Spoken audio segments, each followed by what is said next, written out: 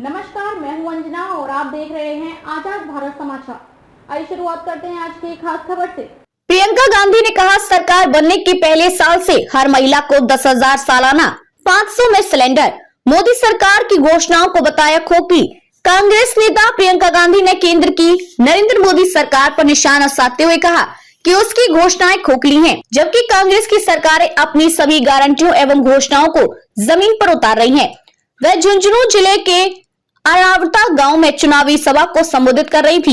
इस जनसभा में मुख्यमंत्री अशोक गहलोत ने भी राज्य में दोबारा कांग्रेस की सरकार बनाने पर 2 गारंटियों की घोषणा की और वे 1.5 करोड़ परिवारों के लिए 500 रुपए की दर से रसोई गैस सिलेंडर और हर परिवार की महिला मुखिया को 10,000 रुपए सालाना बतौर सम्मान राशि देना है।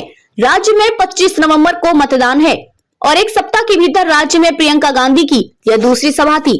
उन्होंने संसद हॉल में पारित महिला आरक्षण विधेयक का जिक्र करते हुए कहा कि इसे लागू करने में 10 साल लगेंगे।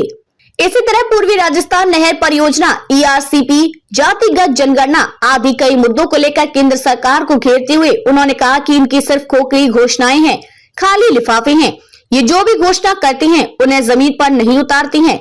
इसके विपरीत आज कांग्रेस की सारी सरकारें जितनी भी गारंटी दी है या जितनी भी घोषणाएं की है उनको जमीन पर उतार रही हैं। अन्नपूर्णा फूड पैकेट, किसानों को कर्ज माफी सहित राज्य सरकार की विभिन्न योजनाओं का जिक्र करते हुए प्रियंका गांधी, आप उनकी वजह से जूझ रहे हैं और हम आपकी मदद के लिए सब कुछ करने की कोशिश कर रहे हैं। कांग्रेस का जो लिफाफा है वे आपके लिए राहत, सहायता एवं सुरक्षा की पूंजी से भरा हुआ है। राजस्थान की 200 सदस्यीय विधानसभा के लिए 25 नवंबर को चुनाव है और वोटों की गिनती 3 दिसंबर को होगी।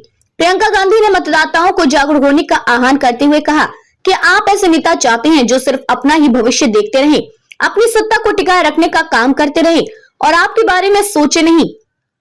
चुनाव आते ही धर्म की बात शुरू। आपका कर्तव्य है कि आप नेता को जवाबदेह बनाएं।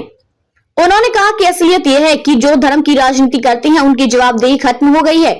वे समझ गए कि काम करने की जरूरत नहीं है, सिर्फ धर्म जाति का नाम लीजिए एवं चुनाव के समय वोट बटोरते जाइए, लेकिन इस सिलसिले को बंद करना आपका कर्तव्य है। उन्होंने राजस्थान में भाजपा को बिखरी हुई पार्टी करार देते हुए उन्होंने कांग्रेस को एकजुट बताया। उन्होंने कहा कि राज्य में भाजपा अपने ही लोगों को समेट नहीं पा रही है, खुद एक नहीं हो पा रही, तो वे आपसे वोट किस आधार पर मांग रहे हैं। मोदी जी आकर कहते हैं कि मुझे वोट दो। मोदी जी थोड़े ही आपके मुख्यमंत्री बनने जा रहे हैं, वे तो प्रधानमंत्री हैं।